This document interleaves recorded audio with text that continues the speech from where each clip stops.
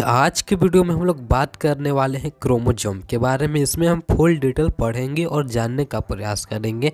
हमने पिछले कुछ वीडियो में आपको न्यूक्लियस से बताया है और उसमें न्यूक्लियोलस और उसका कुछ इम्पोर्टेंट फंक्शन साथ ही साथ पॉइंट भी बताया। लेकिन आज के वीडियो में न्यूक्लियोलस के जब अंदर जाएंगे तो हमारा जो क्रोमोसोम उसमें पाया जाता है उससे हम कुछ बातें करने वाले हैं। अभी जो आप फिलहाल देख रहे हैं ये हमारा क्रोमोसोम है। इसका आप देख सकते हैं कैसे कैसे है यह स्ट्रक्चर है, इसमें हम लोग पढ़ेंगे।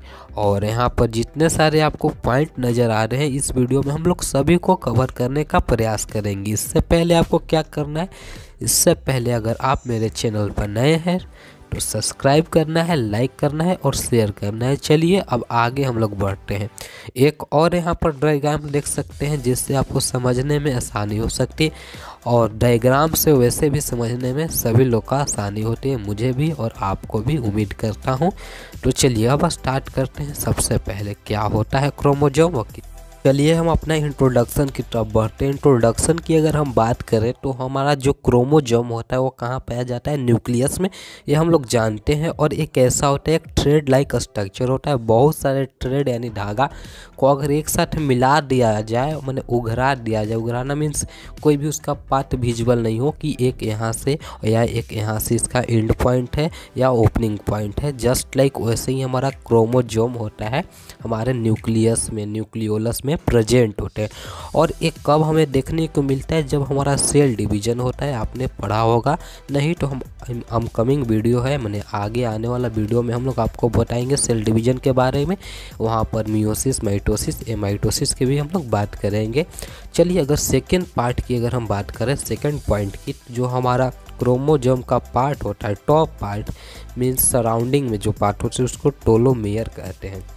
वैसे तो हम लोग जानते हैं कि जो हमारा क्रोमोसोम है वो हमारा दो चीज़ से मिलके बना होता है, डीएनए और प्रोटीन। ठीक है, अब डीएनए और प्रोटीन से मिलके बना होता है, लेकिन प्रोटीन का नाम क्या है, हिस्टोप्रोटीन उसका नाम है। जो कि आपका योगदान यानी कॉम्पोजिशन की अगर हम बात करें तो 60% हमारा हिस्टोप्रोटीन होता है और 40% डीएनए होता है। अगर जिन भाइयों या चाहे जो मेरे व्यूअर हैं उन्हें पता है कि डीएनए का फुल फॉर्म क्या होता है तो कमेंट में ज़रूर बताइएगा। अगर हम आगे बात करें तो ये डीएनए होते हैं वो जनरली, चाहे क्रोमोसोम होते हैं, जनरली हमें यूकैरियोटिक सेल में पाए जाते हैं। यूकैरियोटिक मीन्स जिसके पास वेल डेवलप्ड न्यूक्लियस होता है। अब हम बात करें कि हमारे पास मीन्स ह्यूमन बींग्स के पास कितने क्रोमोसोम होते हैं, वैसे हम लोग जानते हैं कि 46 यानी 46 होते हैं। और इसका पेयर की अगर हम बात करें तो 22 होते हैं ऑटोसोम, +1 होते हैं सेक्स क्रोमोसोम। इसके बारे में हम लोग बात करने वाले हैं कैसे होते हैं। ठीक है, ऐसे तो पाए जाते हैं 23 या 23 के रूप में। जैसे अगर मैं बात करूं कि जब X और Y दो हमारे सेक्स क्रोमोसोम होते हैं, अगर 22 + X बनता है, ठीक है, तो वो गर्ल्स होगा। 22 + अगर Y बनता है तो वो बॉय होगा। ठीक है ना, इससे हम लोग रिप्रोडक्शन या सेल डिवीज़न में हम लोग अच्छे से पढ़ेंगे। ठीक है, आगे अगर हम बात करते हैं कि ह्यूमन बींग्स में कितने होते हैं, 46 अभी मैंने बताया ही। और साथ ही साथ ये क्या करते हैं, जो हमारा क्रोमोसोम होते हैं इसमें बहुत सारे क्रोमेटिन मटेरियल पाए जाते हैं और डीएनए आरएनए भी होते हैं, जो कि अभी हमने पढ़ा है। और ये क्या करते हैं, हम लोग जानते हैं कि डीएनए क्या करता है कि जो हमारा genetic information one generation to another generation तक फैलाने का काम करता है। मीन्स क्या होता है, जैसा हमारे बाबा हैं तो उनका कुछ ना कुछ कैरेक्टर आ जाएगा किसमें, फादर में, और फादर से आ जाएगा किसका, हमारे अंदर, हमारे से अंदर आ जाएगा हमारे ऑफस्प्रिंग के अंदर। ठीक है, इसका मतलब ये नहीं है कि कुछ इन्वायरमेंटल, जैसे अगर आपके दादा तेज है तो आपके पापा तेज या मैं तेज, ऐसा कुछ नहीं होता, या हम लोग या आने वाले, ऐसा कुछ नहीं होता। इसमें जेनेटिक मीन्स स्किन का कलर हो सकता है और फेशियल कलर हो सकता है, आई का पिंपल हो सकता है, ये सब होते हैं। ठीक है ना, तो चलिए ये हो गया हमारा कुछ, और आगे हम बढ़ते हैं। करने वाले हैं एक्सेप्शन ऑफ क्रोमोसोम मीन्स कुछ रूल ऐसे होते हैं जो उन्हें फॉलो नहीं करते हैं। जैसे हमने जाना कि जो हमारा पेरेंट्स होते हैं, क्रोमोसोम ही डिसाइड करता है कि आपका सेक्स डिटर्मिनेशन का काम करता है, मीन्स लड़का या लड़की या और कुछ। ठीक है ना, तो इसमें कुछ ऐसे भी ऑर्गेनिज्म होते हैं जो इन्हें फॉलो नहीं करते हैं। आइए देखते हैं इस पार्ट में और क्यों नहीं फॉलो करते हैं। जैसा कि कुछ रेप्टाइल होते हैं, क्रोकोडाइल हो गया, लिजार्ड हो गया यानी छिपकली, और ये जो होते हैं ना एक सेक्स क्रोमोजोम इनके पास नहीं होता है, ये सेक्स डिटर्मिनेशन नहीं करते हैं। हम लोग जानते हैं कि इसमें जो फर्टिलाइजेशन होता है एक्सटर्नल फर्टिलाइजेशन होता है, मीन्स जो इनका मिलना होता है ओवम और स्पर्म का, ये इन्वायरमेंट में होता है, इंटरनल बॉडी का अंदर नहीं होता है। इसलिए क्या होता है कि इनका सेक्स जो डिटर्मिनेशन होता है वो इन्वायरमेंट करने का काम करता है। जस्ट लाइक टेम्परेचर इसमें अपना मदद करता है और क्लाइमेट मदद करता है, साथ ही साथ बहुत सारे फीचर होते हैं जो इन्वायरमेंट में पाए जाते हैं, वो इनका डिसाइड करते हैं कि सेक्स किस प्रकार का होगा, मीन्स बॉय होगा या गर्ल होगा या और कुछ होगा, वो हमारे इन्वायरमेंटल पर डिसाइड करते हैं। ठीक है, एक केवल इन सब के लिए है। हमारे ऑर्गेनिज्म, अगर ह्यूमन बींग्स की हम बात करें तो हमने पढ़ा कि हमारे इंटरनल फर्टिलाइजेशन होते हैं, इसमें इन्वायरमेंट का कोई रोल नहीं होता है। लेकिन वहीं अगर हम यहाँ बात करें तो ये सब होता है, और आप फिगर में देख सकते हैं यहाँ पर गाइड का कहना यही है कि जो इनके ऑफ स्प्रिंग होंगे, मीन्स जो इनका फर्टिलाइजर के थ्रू जो जाइगोट बनेगा और अदर प्रोसेस होने के बाद जो इनका बेबी होगा उसका सेक्स डिटर्मिनेशन ये लोग नहीं करते। कौन करते हैं? नेचर करते हैं। ठीक है, इतना ही बात था। इस बेसिक इन्फॉर्मेशन था क्रोमोजोम के बारे में। उम्मीद करता हूँ यहाँ तक आपको सब कुछ क्लियर होगा। और भूले मत, आपसे मैंने सवाल पूछा था डीएनए का फुल फॉर्म आपको बताना है। अब चलिए हम लोग बात करते हैं कितने टाइप में इसको बांटा गया। वेरियस टाइप में इसको according to position, according to number के अनुसार इनको बांटा गया। उन सभी को अब हम बात करते हैं नंबर के अनुसार से जो हमारे क्रोमोजोम होते हैं वो कितने भागों में बांटे गए हैं। मुख्यतः 2 भागों में बांटे गए हैं। हमारा फर्स्ट जो है हैप्लॉइड है और सेकंड डिप्लॉइड है। ठीक है, अब एक एक करके हम लोग जानते हैं। जो हमारा हैप्लॉइड सेल है उसमें क्या होता है? अनपेयर्ड क्रोमोजोम पाए जाते हैं। ठीक है ना, इसका एग्जांपल की अगर हम बात करें तो हमारा स्पर्म सेल हो गया, इनमें अनपेयर्ड ऑफ क्रोमोजोम पाए जाते हैं। और अगर हम बात किया ओवम की, इसमें भी पाए जाते हैं। और कुछ हमारे अलग भी हैं जो और अपने आप में पूरा ऑर्गेनिज्म है। जैसे ब्रायोफाइटा की हम बात करें, इनमें भी अनपेयर ऑफ क्रोमोजोम पाए जाते हैं, मीन्स हैप्लॉइड सेल है। और एल्गी की अगर हम बात करें, ये भी हैप्लॉइड सेल का ही पार्ट माने जाते हैं। साथ ही साथ कुछ बैक्टीरिया होते हैं उनमें भी। अब हम बात करते हैं डिप्लॉइड, जस्ट अपोजिट है। जिसका हमने बात किया है हैप्लॉइड में, उनसे सब अपोजिट। मीन्स अगर हैप्लॉइड अनपेयर्ड है तो डिप्लॉइड हमारा पेयर्ड है। ठीक है, तो इसका डेफिनेशन की बात करें तो जो सेल में पेयर्ड ऑफ क्रोमोजोम पाए जाते हैं उन्हें हम लोग डिप्लॉइड सेल कहते हैं। कुछ एग्जांपल अगर हम लेते हैं, ह्यूमन सेल हो गया, हमारा ह्यूमन बींग्स का सेल हो गया, मीन्स जितने भी लिविंग ऑर्गेनिज्म, अगर खास करके अगर हम बात करें एनिमल का, वो जनरली डिप्लॉइड ही होते हैं। जैसे कैट हो गया, डॉग हो गया, ETC। ठीक है, और जाइगोट भी हमारा होता है। अब हम बात करते हैं फर्टिलाइजेशन के लिए हमने फिगर भी दिया, स्ट्रक्चर भी दिया है। ठीक है, और जो हमारा हैप्लॉइड होते हैं उन्हें हम लोग N से रिप्रेजेंट करते हैं। साथ ही साथ डिप्लॉइड सेल होते हैं उन्हें हम लोग 2N से रिप्रेजेंट करते हैं। इसका मतलब तो आप लोग समझ गया, 2N मीन्स पेयर में और N मीन्स अनपेयर। ठीक है, और ये जो आपको नज़र आ रहा है ना कि एक में पिंक है, एक ब्लू है और एक ग्रीन है,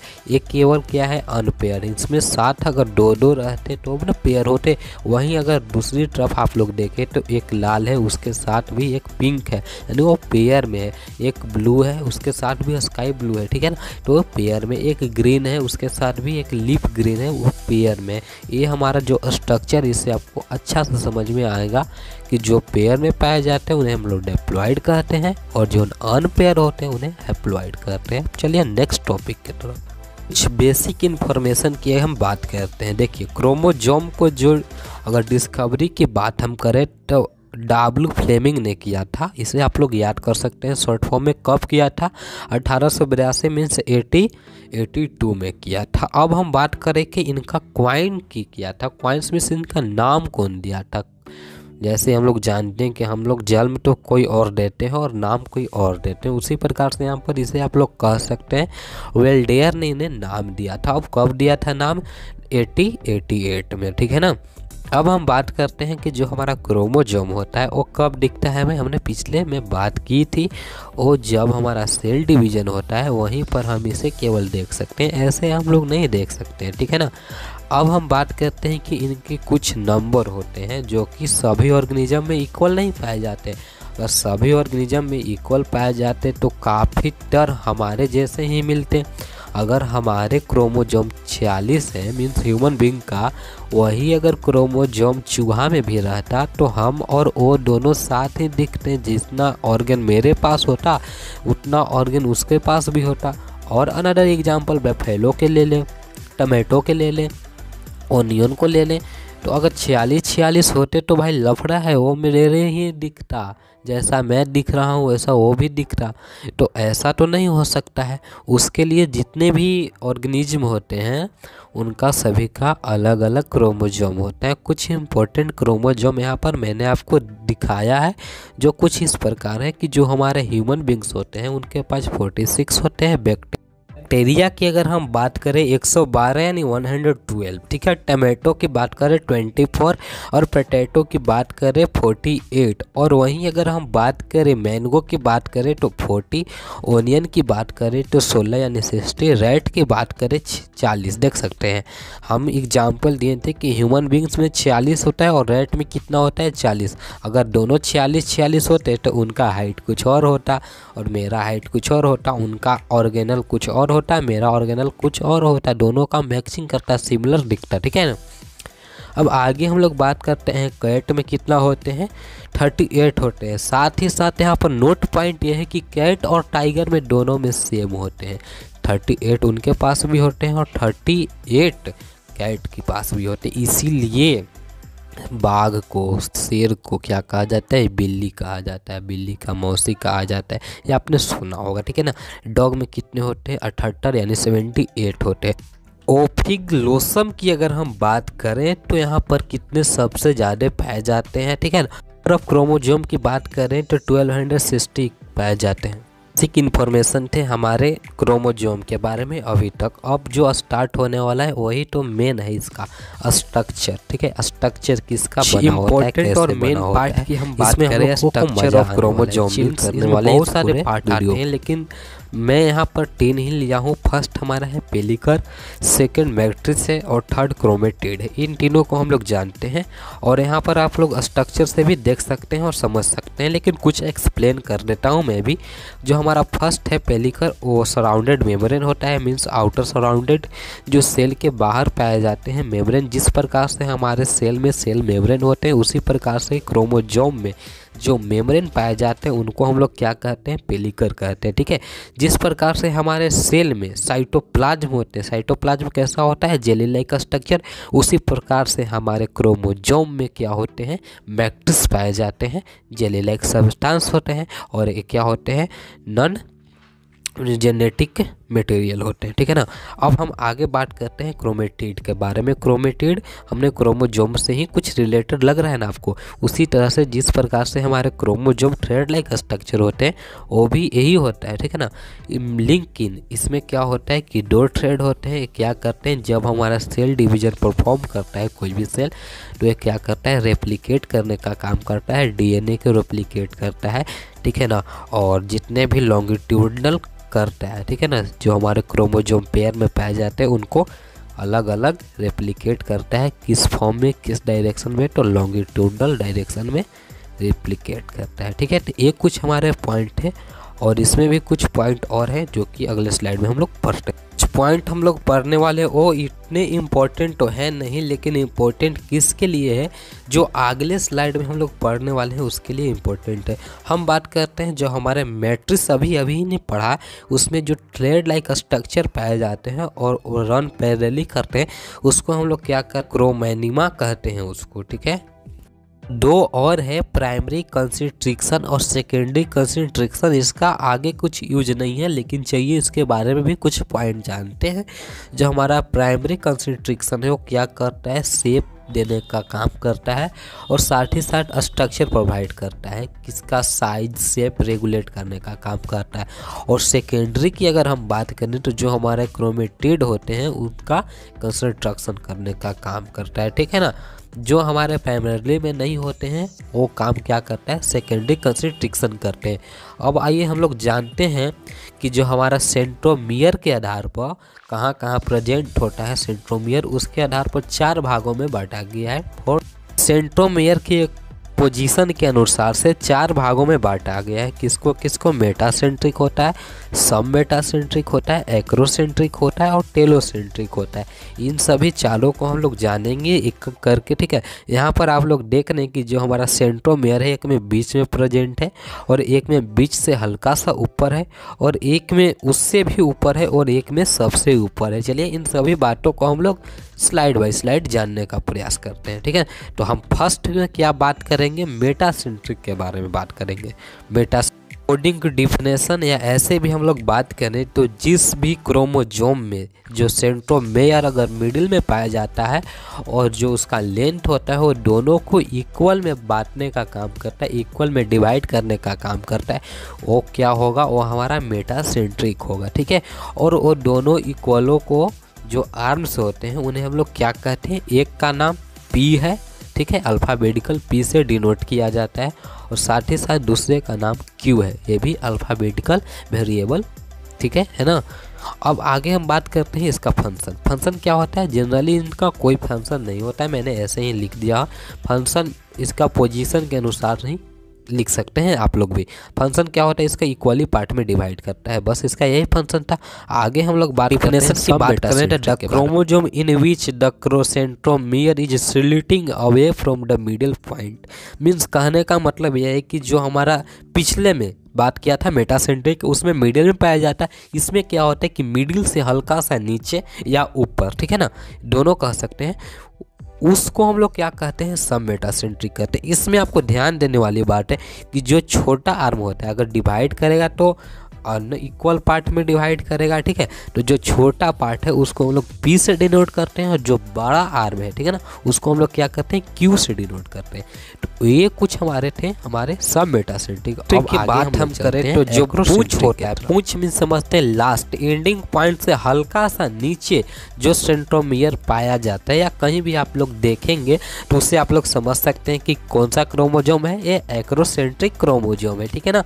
इसका यही होता है। और इसमें क्या होता है कि 2 आर्म बनते हैं। हमने शुरू से लेके अभी तक देखा कि दोनों में जो डिवीजन हो रहे थे तो 2-2 आर्म बन रहे थे, एक में छोटा तो एक में बड़ा, तो एक में इक्वल तो एक में भी इक्वल, ठीक है। लेकिन इसमें क्या हो रहा है कि एक जो बन रहा है बहुत बड़ा बन रहा है। अब बड़ा को हम लोग किससे रिप्रेजेंट कर रहे थे, क्यू से, और छोटा को हम लोग पी से रिप्रेजेंट कर लिए। वहीं यहाँ पर हो रहा है कि एक में जो हमारा पी है बहुत छोटा बन रहा है और क्यू।